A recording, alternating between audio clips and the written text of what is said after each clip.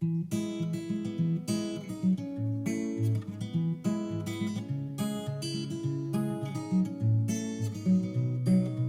everyone. On behalf of the Bernard van Leer Foundation, we would like to welcome you to today's learning exchange with Professor Dr. Tessa Roseboom. My name is Leontien Peeters and I'm the country representative for the Netherlands for the Bernard van Leer Foundation. We're happy that you could join us today and you're in for a treat. Professor Tessa Roseboom is going to share with us the latest scientific insights in why and how we should invest in the early years.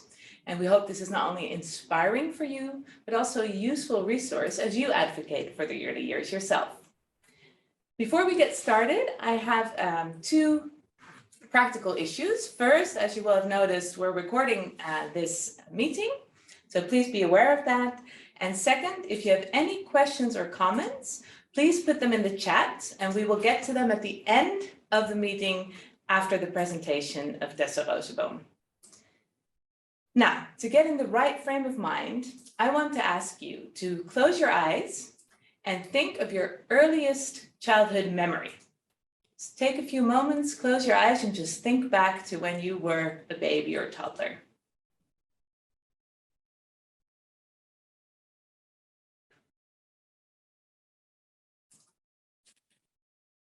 Great. Now open your eyes. Take a deep breath and try to keep that feeling with you during our meeting today. Now we're curious where you're from. Who are you? We've created a Mentimeter link, which you will find in the chat. If you just click on that link, you'll get to the Mentimeter, and please enter the city where you are joining us from. And you can also go to Mentimeter and use the code, but it's easiest to use the link. I can see Pune, Amman, Amsterdam, Kochi, Basel, Ahmedabad. Nice. Delhi. Wow, all over the world. Ada, wonderful. That's in the Netherlands for those of you who don't know. Great, The Hague. Thanks, everyone. And please, if you're joining, please feel free to keep putting the cities in the Mentimeter so we know who's joining us today. Now, please allow me to welcome the Dutch scientist, teacher, and early years advocate, Professor Dr. Tessa Roseboom. Good afternoon. Hello, Tessa. Nice to see you again. So can you tell me, Tessa, what made you want to focus on the early years initially? Well, as a small child, I was already really fascinated by the wonder of life and how new life actually starts. So I started studying biology, and as a biologist, I actually witnessed a new life starting through the microscope, looking at an egg being fertilized, and that's really where my passion and interest in the early years ignited. So your conception of your interest in the early years was conception Definitely. itself. Beautiful, beautiful. Now, last February, we supported the launch of your latest book, Starting Strong.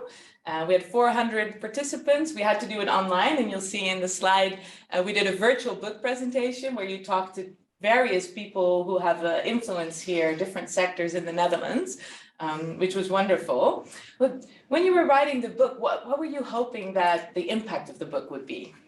Well, I really hope that the book will inspire people to contribute from their own area of expertise, from their own talents and influence to contribute to a good start in life for each and every child. Great, and we hope we'll have an English translation someday as well. Me too. For now, it's in Dutch. So without further ado, I would like to give you the floor. And just as a reminder to our participants, any questions, please put them in the chat and we'll get to them after Tessa's presentation. Great. Thank you very much, Leontien. It's really my honor and pleasure to share my passion for early child development and how incredibly important that is for later life with you today. As Leontien already introduced, I'm a professor of early development and health and the director of a research institute around reproduction and development.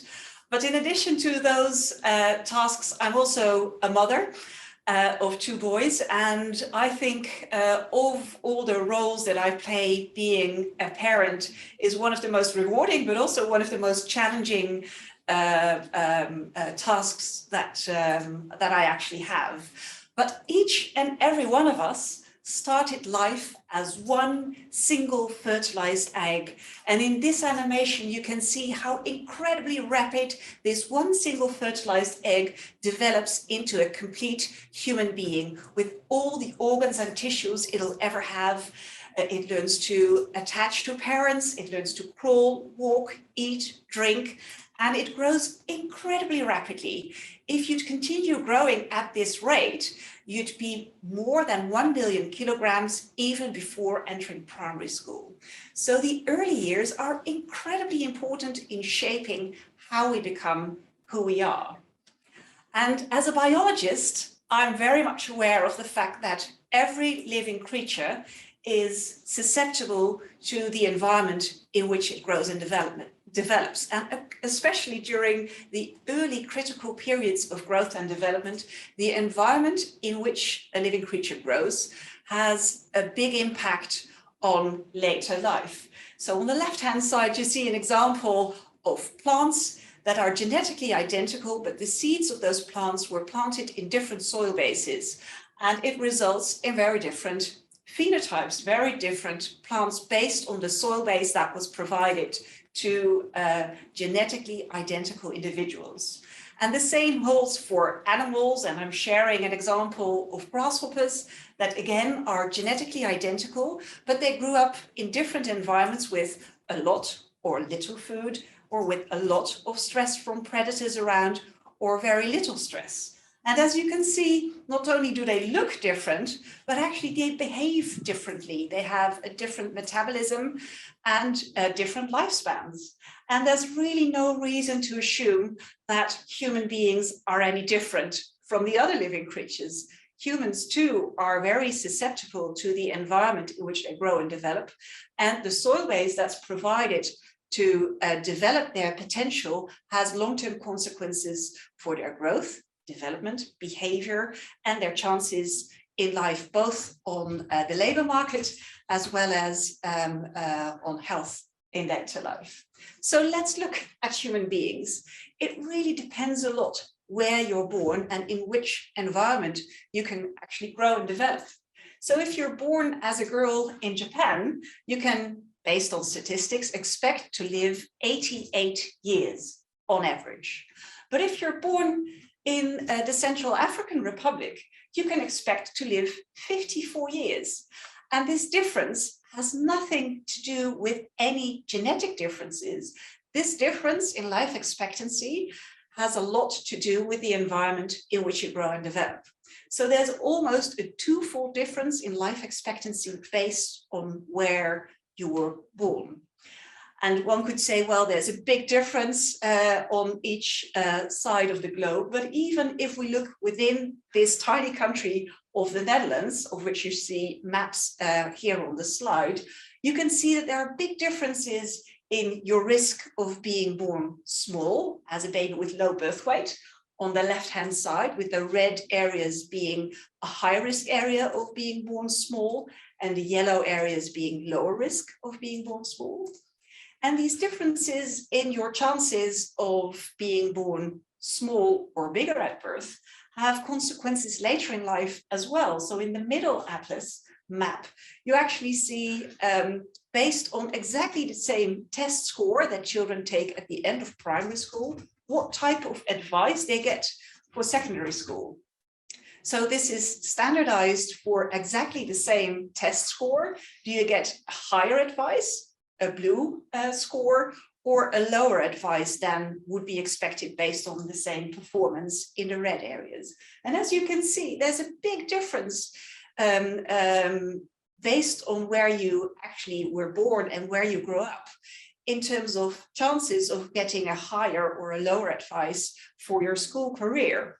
And it doesn't end there, because here on the right-hand side, you can actually see that where you were born and where you grew up actually has an influence on your income. And again, this is also standardized for the type of job. So it's the same job where you would get a higher income if you were born in a certain place compared to a different place. So where you're born and the environment in which you grow and develop matters a lot for your size at birth, for your chances in school, and also for your chances on the labor market. If we zoom in even more, and this is the city of Rotterdam, you can see that there's a more than twofold difference in your chances of surviving birth. So this is really a big differences that are closely situated together geographically that actually determine your chances of life, that don't end at birth, but actually continue to shape your health and well-being throughout the life course. In fact, a study in New Zealand has shown that if we look at societal costs across different domains, so societal costs in terms of medical costs, in terms of insurance claims, in terms of medication, in terms of unemployment benefits, in terms of justice and crime costs, the researchers found that all the costs in these different domains actually cluster, and that 80% of these costs are incurred by 20% of the population.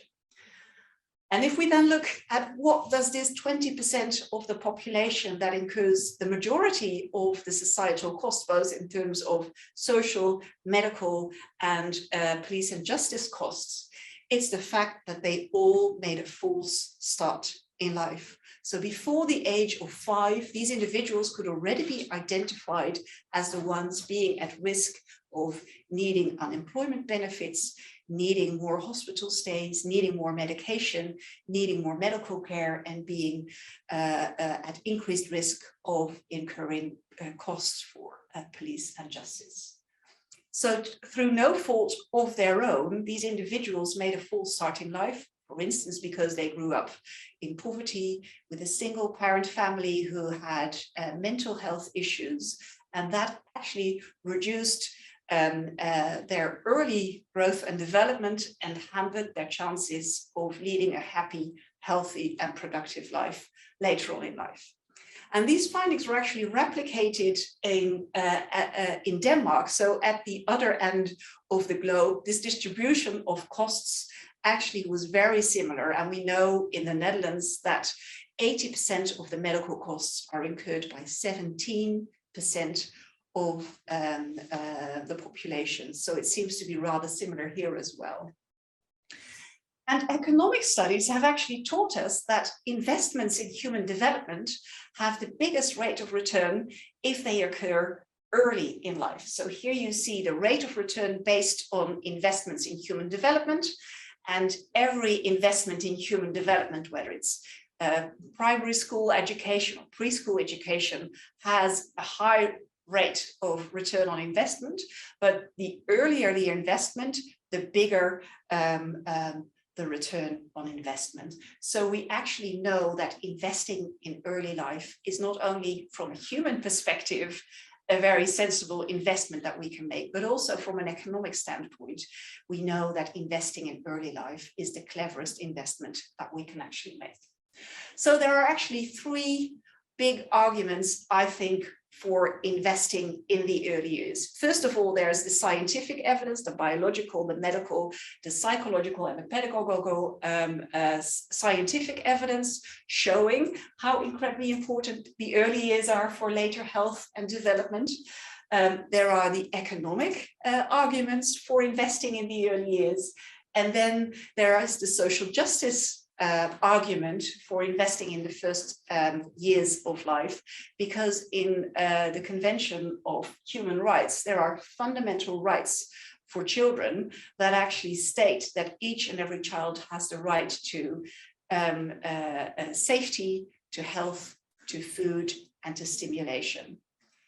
So if we want to lay the foundations for a healthier, more equal, and more just future, we need to invest in the early years of human beings. So when we look at what actually happens during that very critical early phase of life, we actually know that all the organs that we'll ever have are formed during those early years. And you cannot build your heart, your brain, your liver, your lungs once more. If you've built your heart, that's the heart that you'll have to live with for the rest of your life. We know that 80% of your brain development actually occurs during the first 1,000 days between conception and the second birthday. And it's incredibly important that that goes well, because the structure and function of the brain determines its lifelong function. So I already showed you in the animation that you grow incredibly rapidly, setting of thermostats like the stress axis, but also your immune system and food preferences are set very early in life. You attach to caregivers and learn whether the world is a safe place or not. You learn to eat and drink, so you develop food preferences, and you learn to recognize the sensation of being full or being hungry. We learn to communicate, and we learn something about cause and effect. And these are all very fundamental biological milestones that we need to reach within those first 1,000 days of life that actually have a long-term consequence. So if we look at what's needed for these biological milestones, it's really food, health, safety, love, and stimulation. And I just want to share with you a few slides to indicate what happens if there's a lack of food. I myself have done a lot of studies in the past 25 years investigating the long-term consequences of undernutrition during gestation. And we found that this has long-term impact, negative impact on later health. So if children do not have sufficient building blocks to actually build a body, it has long-term consequences in terms of increased rates of disease. And in the middle slide, you can see on the left-hand side, the brain of an adult who was prenatally well-nourished, and on the right-hand side, you see the brain scan of someone who was prenatally undernourished. And as you can see, brain size and structure was permanently altered, leaving lasting consequences in terms of increased rates of addiction, increased rates of psychiatric disease, and increased rates of Alzheimer's disease. But we also know that the provision of building blocks through the placenta is incredibly important. So air pollution actually diminishes the food transfer from the mother to the baby. So healthy and clean air is actually incredibly important in providing the building blocks for future generations. And as we know, obviously breastfeeding is a very important building block for building a healthy baby, for boosting its immune system, for reducing the risk of obesity. And if we look at health, really building a healthy heart and a healthy body is shaped by the environment, by a healthy mother, and by the environment that's safe and healthy. And actually, we've just done studies where we've helped women before they became pregnant to improve their lifestyles. And we actually see that not only are these women more healthy during pregnancy and afterwards, but also their children's hearts are built better. So with one intervention, you can actually improve the health of 2 generations by making sure that parents start their journey as a parent in a healthy fashion. Obviously, safety is incredibly important, and we know a lot about the studies that have been done in the US in terms of adverse childhood experiences. So if safety cannot be guaranteed during the early years, this has long-term consequences, both for physical and mental health. And we know that the costs of adverse childhood experiences is incredibly high. Children who've experienced several adverse childhood experiences lose 20 years of life expectancy, and also incur a lot of societal costs. So this is something we need to prevent at all costs, really. Then if we look at love and stimulation, it's obviously very important for children to grow up in a loving and safe environment. And I'm sure you're all aware of the still face experiment that really causes distress if children can't connect to their parent or caregiver. And I'm actually really quite worried with studies showing that if you look at your smartphone, there is the situation of children being confronted with a still face from their parent, where the child doesn't get the connection it's actually looking for, but also the parent cannot pick up the signals that the child is actually sending out. And just as the brain is being wired during this critical period of development, it could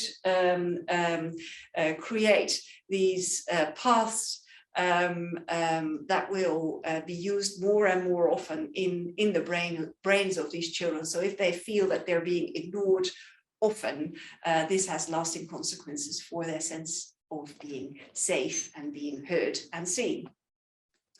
If we look at stimulation, there's a lot we can do, and I just wanted to share one example with you showing that stimulation doesn't have to cost any money necessarily. So here are the results of a study that were done in the US 20 years ago, following children from birth to their 3rd birthday, counting the words that these children heard. And some children grow up in families where they hear few words, while other children grow up in families where they hear a lot of words.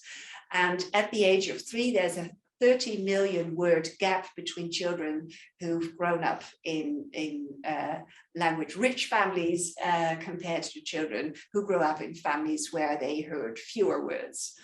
And this has actually consequences for the vocabulary of these 3-year-olds. Children who grew up in families where they heard a lot of words have twice as big a vocabulary compared to children who grew up in families with fewer words. And this has consequences for the ability of the toddler to actually explain to the parents what it needs, to explain to a friend at school or daycare what he or she wants to do. And you can imagine that this is a skill multiplier effect that has a lot of consequences for chances in bonding, in friendship, in school for these children. So this is a really cheap but very important building block for the brains of future generations.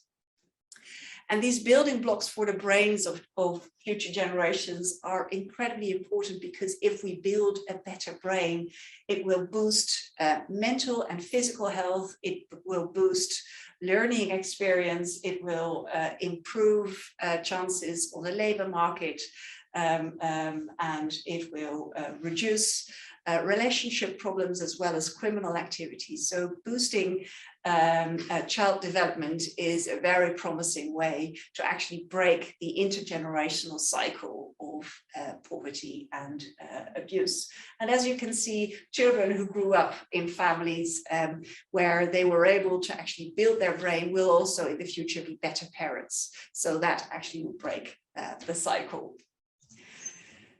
In the Convention of Human Rights, it's very clear that parents are the primary responsible adults for raising children, but at the same time, governments have the obligation to support and inform parents about their role as a parent, and have the obligation to support parents in the best possible way, or being the best possible parent they could be. And in a study in the Netherlands, we've investigated whether parents are aware of the fact that they're important and how they feel about parenthood. And what they told us generally is that they think that parenting is the most beautiful, but at the same time also the most challenging task that they have. And in that study, 91% of parents indicated that they found parenting actually quite a challenging thing. 50% of their parents indicated that they feel insecure and would like to do things differently, but 67% of parents actually indicated that they are afraid to ask for help. So this is a very important message, I think, in practical terms, that if parents don't have a question, if they do not reach out for help, it doesn't mean that they don't need help and don't want help. It's just something they do not ask for. And we actually know that this uncertainty and the unwillingness or inability to ask for help increases stress levels. And obviously we know that stress is part of life and can't always be prevented, but stress in parents can actually reduce their parenting skills. And scientific studies have actually shown that if we provide social support, that's a very important antidote to stress. We now know how that works epigenetically in the brain, but it's very important to know that even in stressful situations like crises, we know that providing social support is an important antidote to stress that can actually help prevent long-term negative consequences for childhood development occurring. So please know that providing social support to parents and young children is an incredibly important investment in a better childhood development. So I just explained to you the 5 elements that are needed in the early years: food, health, safety, love, and stimulation. And I'm convinced that as a parent, as a family member, as a volunteer, as a professional, as an employer, and as governments, and any other person, you can contribute to each and every single one of those 5 elements in your own way. And that contribution can actually make a difference in a child's life. I just wanted to name one example to show you what that could be. In the Netherlands, we have a system of maternity care where after the birth, a nurse comes to parents' homes to actually help them with caring for the baby. This is reimbursed by the insurance, but not every family uses all the maternity care that they are entitled to. And on the left-hand side, you see a city map of Amsterdam showing that there are big differences in the uptake of maternity care. And we know from our studies from Statistics Netherlands that families that actually use very little maternity care make more healthcare costs, both for the mother and for the child in the first year after birth. So this is one other example where one intervention actually has an impact on 2 generations if we would help these parents to actually use the maternity care and get themselves and their child off to a better start. I wanted to end my presentation by focusing a little bit on what we've learned from previous crises and pandemics about the importance of early childhood development. And this is research that was done into the 1918 flu pandemic, showing that men and women who were in utero during the pandemic actually had an increased risk of developing cardiovascular disease. They had lower rates of graduation and lower rates of labor market participation, suggesting that the stress, the prenatal stress of going through a pandemic, not because the mother was infected, but just experiencing the pandemic itself, had lasting consequences both for schooling, for labor market participation, and for health. And again, we have evidence that social support could be the antidote to these stressful effects and could actually buffer some of these negative effects for the next generation. So I think the current crisis that we're in, or that we're coming out of, could actually also be seen as a period of transformation. And I think it's beautiful that the Chinese word for crisis actually has the word risk, but also the word of opportunity inside it. And I think that if we could use this crisis and transform into a society where we are not so much focused on treatment, but we're actually focused on prevention, where we're not reactive, but actually proactive, and where we're not focusing on providing medication and medical care once diseases have started, but if we actually saw society as a soil base provided to each and every individual human being to grow and develop to their full potential, we could actually build a much better, a much fairer, and a more just society. And that involves looking differently at parents. Parents aren't part-time workers. parents are actually raising the future generation, and they do an important job. And we as governments and we as society need to support parents in doing that important job. And I think we need to look different at education, not as something that's compulsory, but actually is a fundamental right of children to develop to their full potential. And I think that if we would look at society in that way, we would not be focusing on more, but actually on winning in several areas if we allow every human being to develop to their full potential. So if we look at the Netherlands and we think about creating a climate in which every child gets a chance to develop to their full potential, it's incredibly insightful to look at where we spend our money. And almost most of our government money goes to medical care. And if we then look at the bottle of prescription pills, it has a very small sticker on it. That's the amount of money we actually invest in prevention. And I think that really shows why we're struggling with problems rather than actually preventing those problems from occurring in the first place.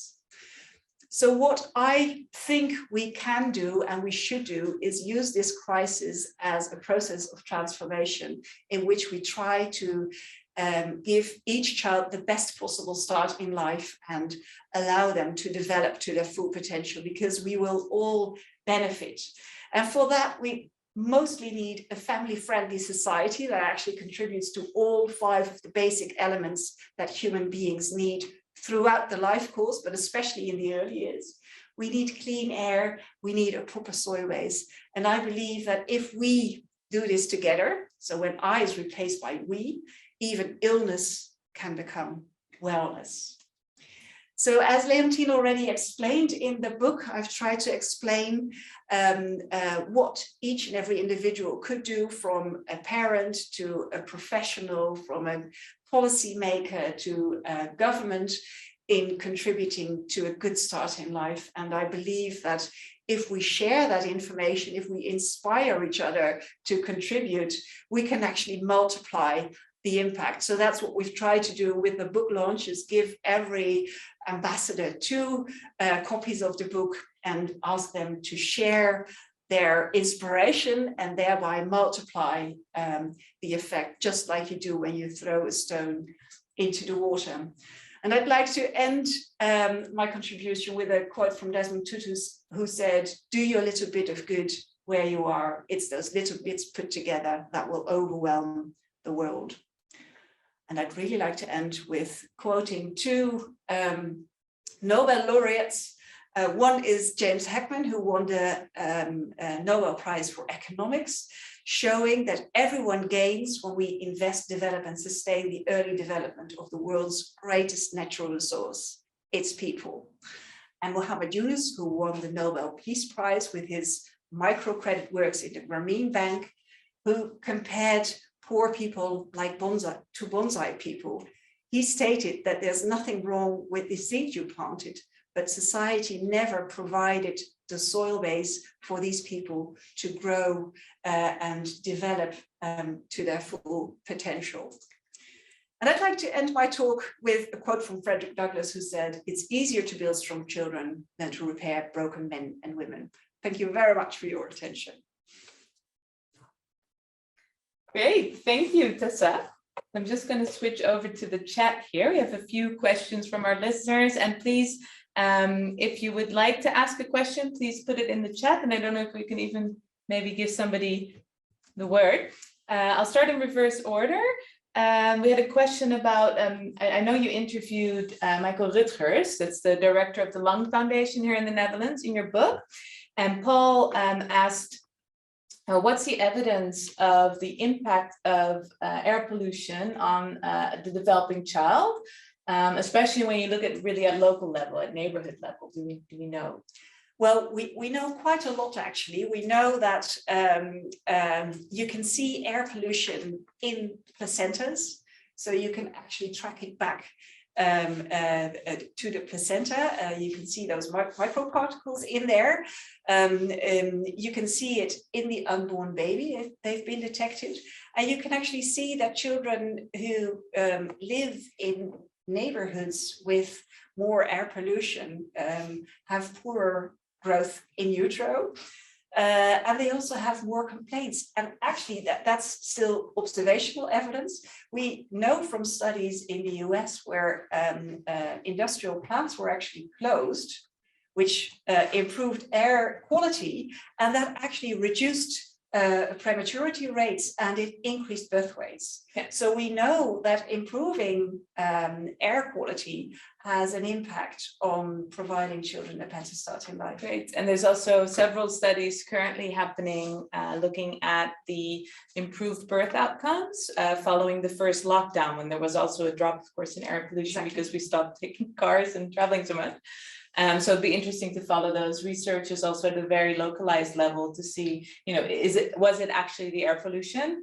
Probably more likely it's a combination of factors, as it always is. But I think the evidence is quite strong that air pollution has a big impact. And I also said in the chat to Paul and for our listeners that we'll also share some research about what you can actually do in terms of behavior in the early years to mitigate the impact of air pollution. I found it very ironic that actually going outside every day, even if the air is pollution, actually helped children to be more resilient for air pollution, and actually results in less of a chance of developing asthma. But also, for instance, breastfeeding is also a mitigating factor to developing lung diseases and asthma related to air pollution. So it's quite interesting. Yeah, and I think it's really quite worrying also that in the areas where houses are generally cheaper, it's also those areas where air pollution rates are higher. So obviously it's a combination of things, but I think particularly the studies where industrial plants were actually closed, and then you see a big drop in prematurity rates and birth weights going up. It also shows that there is actually a causal contribution of air pollution that can be mitigated in various ways. Yeah. And so AJ had a question earlier on in your presentation. He was asking, what's the right age to measure happiness? Like, is there an optimal age to do that? And in my initial reaction to him, I was just listening to some interview, I don't remember where, but they were saying, well, actually, we probably shouldn't measure so much happiness because it's ambiguous. We rather measure well-being, which of course at different ages you can say different things about. But what have you found in research in terms of the impact of the early years on current and later happiness? I must say I'm not an expert in happiness. I do agree with your suggestion that we know from happiness researchers that levels of happiness fluctuate. So actually measuring it only once is not a very good measure of general well-being.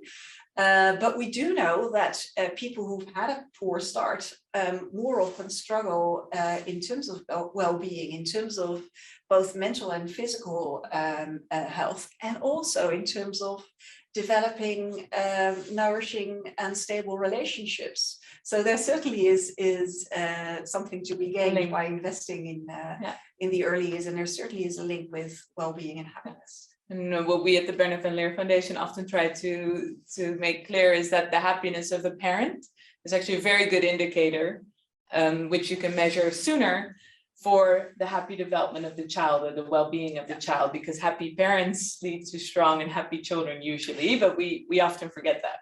Yeah, and I think it's really incredibly important that every parent wants the best for their child, but if parents struggle with lots of stress due to, well, illness or financial worries or work problems or unsafety, it's much more difficult to be the parent you want to be. So making sure that parents feel happy will allow them to be the parents they want to be and make them much more able to see the signals that their child is actually sending out and provide the care that these children actually need.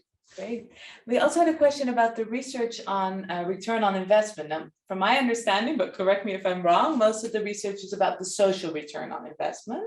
But the question was about, is it social return on investment or individual return on investment? And are there actually also studies that show the individual return on investment from when you, for instance, go to preschool or not, so on an individual basis? Yeah.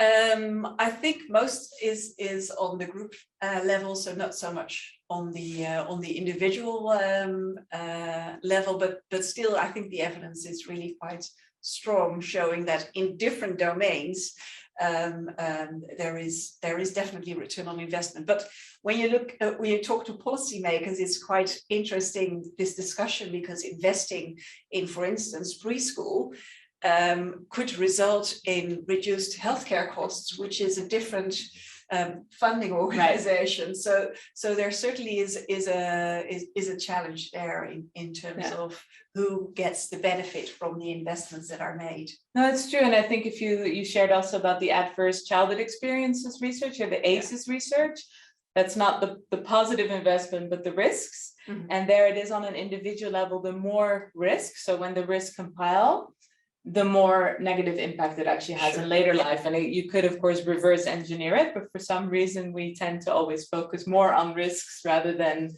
positive deviance, whereas you can learn a lot from that as well. Yeah, well, I think that the inverse of that would be the nurse-family partnership investment that really clearly shows that this nurse-family partnership is really has a positive impact, both on behavioral aspects in terms of reduced smoking, increased breastfeeding, but also reduced violence.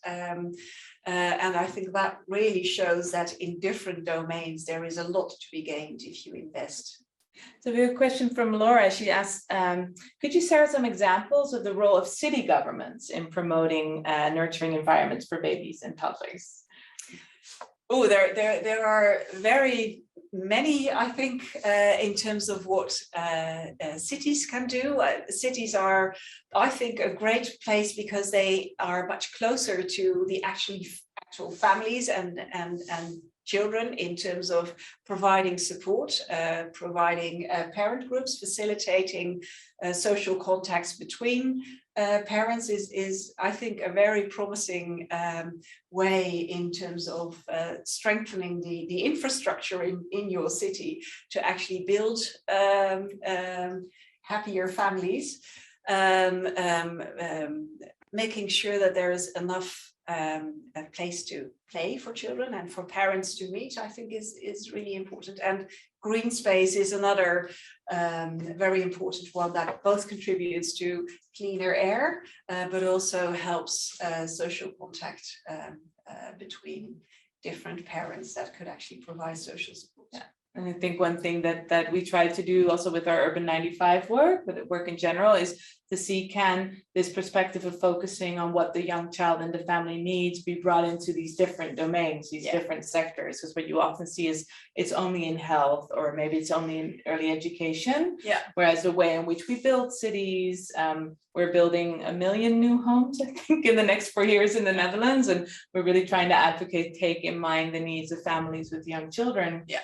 So that you build them, you can only build them once, and it's better to build them like strong children. Exactly. It's easier to build strong cities than to fix ones that are not as strong. That are not as broken. And I think also that the city councils speak to very different domains, so they could actually build the connections between the health and the education and childcare and the poverty alleviation programs, and actually bind them together. Yeah, being this coordinator. Yeah. We call that local coalitions here in the Netherlands, but that seems to be a really important part of the puzzle, this governance and this organization that we don't always focus on, and it's less tangible, but it's really important that cities take that role of coordinating across these different domains. Yeah, and very often it happens that the families that struggle with mental health issues, for instance, also have a housing problem, or also have a financial problem, and then they could actually see different professionals, but the city would be one of the professionals actually that could make sure that there's links between these different professionals. Quick question from AJ. I think it's a really important one. Sometimes when I hear you speak, or if I'm talking to somebody, I get this uncomfortable feeling, because what are we saying about, what if you realize, oh, I was one of these people who didn't have a strong start or a false start. Mm-hmm. So he's asking, what can we do if we haven't had the opportunity to have a strong start, or we're working with people who haven't had, what do we do after those first 8 years then? Yeah, well, if it doesn't mean that if you've had a false start in life that everything's lost and you're on the path for disaster. But it does mean that you're at increased risk. And it's even more important for those who've had a false start in life to lead a healthy life, to be surrounded by people who support them, to look for safety and relaxation and stimulation. So it doesn't mean that everything's lost, but you need to be aware of the fact that these people are more susceptible to negative effects and actually need more protection and more stimulation in that sense. Yeah, and I think this research, what we sometimes do is use it as a justification for higher spending in later stages in life, if you're able to look back at what type of start, somebody that you're working with. It can be really frustrating. Like, why isn't this working? Why I'm helping this person, I'm giving them the same as everybody else. Yeah. And of course, there's people who do make it, and we should definitely look at, what happens, but we should also be comfortable in saying, look, they had a false start in life that justifies that we spend additional resources on these youngsters or on these adults, because we shouldn't just leave them, right? But it is sometimes a little bit uncomfortable. What is this research really telling us? And it's great that you say it's not deterministic. It's not you had a false start and therefore, same way the other way around, it's an increased risk. Exactly, and I think living creatures are plastic, and plasticity doesn't end. After childhood, you continue to be plastic and able to adapt to the environment. But if you started life with a smaller brain or with smaller kidneys, for instance, you will eventually be more susceptible. So it's even more important to make sure that you have the healthy environment around you to be able to live a healthy life as well. And I think for instance, in smoking, it's so often thought that people who are unable to quit smoking, that it's a fault in their character, that they're not strong enough. But I think it's actually very much more the consequence of a false start that actually makes them more susceptible to become addicted. And then it's much more difficult to use your executive functions to actually overcome it. So in that sense, you could also see this type of research as evidence for ill health or unhelpful behavior, not as an individual's fault, right? But actually it happened to them because they had a false start through no fault of their own. Right. It's actually society's failing to provide this nurturing soil, as was in the quote. I have a question. What about dads? We often forget about dads in this field. So I'd love to hear your perspective on the role of fathers. Well, thank you for pointing that out, because it's one of the key messages I would like to get across, that I think that if we focus solely on mothers in providing children the best start in life, we're missing half of the opportunities. So we know that fathers are incredibly important from before conception, actually. We've in the scientific world, we've ignored the father for a long time, probably because much of early development takes place within a woman's body. So it's not completely illogical, but since we've been starting to study fathers more, we actually know that what fathers eat before they conceive a child, whether they smoke, actually influences how children grow and develop. And at the same time, we know that children inside the mother's body can actually hear the father's voice, and they respond to the father's voice just after birth. So we know that fathers are important, and we actually also know that fathers have a really important role in stimulating growth after birth. We know that children with more involved fathers grow better, are growing up more healthy. And also, if fathers and mothers are both involved, it's easier to share the tasks in caregiving in a better way. And that is actually something that's also in the Convention of Children's Rights, that each child has the right to have a bond with both father and mother. So So there's a lot to be said for the importance of fathers. Yeah, and I think it's also important to note there that, of course, not everybody has a dad and a mom. Yeah. Things can happen, and that it's extra important that we, as professionals and as cities and as people supporting families, if it's single parent families, that we provide extra opportunities for creating strong social networks and other types of caregivers that can take that role of the second caregiver, be it a father or mother. Definitely. Yeah. And I think it's also important to realize that mothers and fathers are both important, but they might be different in ways that they have their own different insecurities and their own different roles in society, so that we might actually need to target fathers and mothers in a different way in order to get them to be the parent that they actually want to be. Great. And you said something about, that we haven't done the research as much. We're doing that, before conception. What the father does is really important because his contribution to the child is being formed at that moment. Yeah. But I remember from an earlier meeting we had that actually the eggs that are developed in the mother are actually developed when we ourselves are in the womb. How's that? We're actually older than we think sometimes. Yeah, definitely. It's so I often start with the animation showing that each and every one of us started life as one single fertilized egg, but the egg that made you was laid down in your mother's ovaries when she herself was an unborn baby in your grandmother's womb.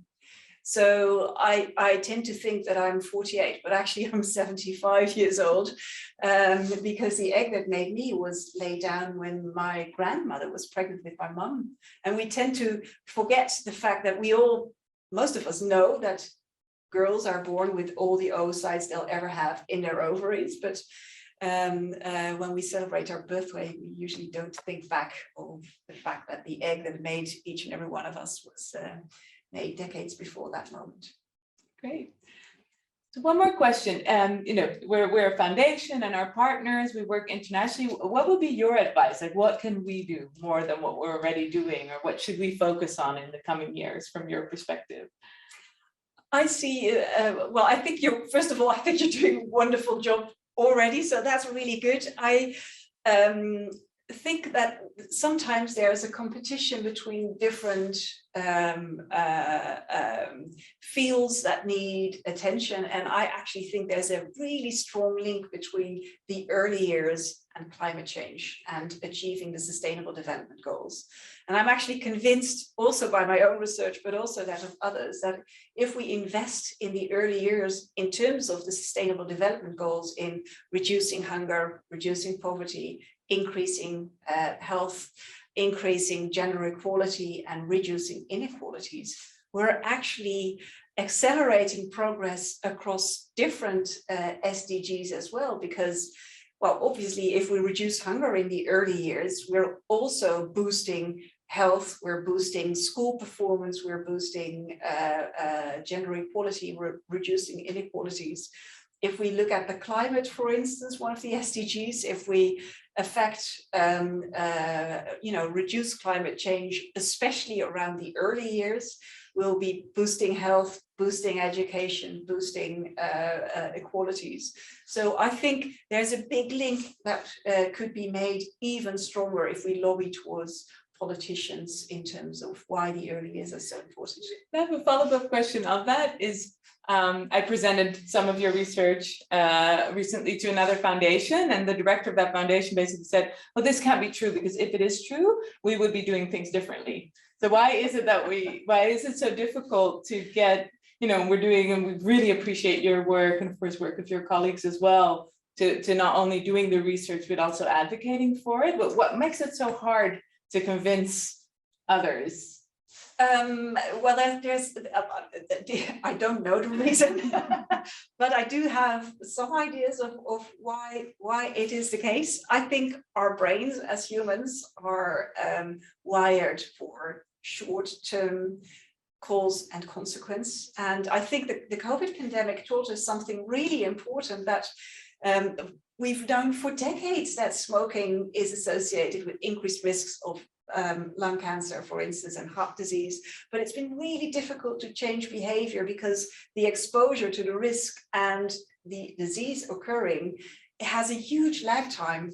I think what COVID showed us is that the risk of getting infected and then subsequently being so ill that you're admitted to the ICU was actually a matter of weeks, was one of the key elements that made us change behavior in seconds. I mean, who would have thought that we would be able to suddenly quit all international travel, that everyone would work from home? The investments that governments have suddenly made were previously unimaginable. So I think having exposure and disease much closer to each other causes a sense of urgency. And I think the early years, when something goes wrong, you don't see the long-term consequences until decades later. So I think that's one of the issues that has really not helped a lot in terms of advocating why the early years are so important. And I think also as scientists, we as a group have not been very good at sharing our findings with the world at large. And that's one of the reasons why I write books and give talks, because I think the evidence is so clear, but we're not acting on it. So that's what we need to do. Yeah, I think on that, one thing that we're doing together as well is organizing sessions for members of parliament, and maybe we can also do it at city level policymakers on sort of long-term policy making. Yeah. Like, how do you make policy for the next generations, not just from a climate perspective, but also from a health and development perspective. So that's maybe something we can also share and pursue. Well, I want to thank you very much. I also want to thank my colleagues who made this talk possible. But before we go, I'm going to present you, if that's okay, with one of the first physical copies of our Early Childhood Matters, Caring for Children and the Planet, which is exactly what you said, that we should connect early years and climate change more. So thank you very much. Just get them in. And of course, people can also find the Early Childhood Matters online if you have not seen it yet. So thanks everyone. And yes, we will also be sharing the recording if you want to share it with your network. We're going to edit it a bit so it's a bit shorter. Thank you, Tessa. We really appreciate it. Thank you very much. Great. Bye, everyone.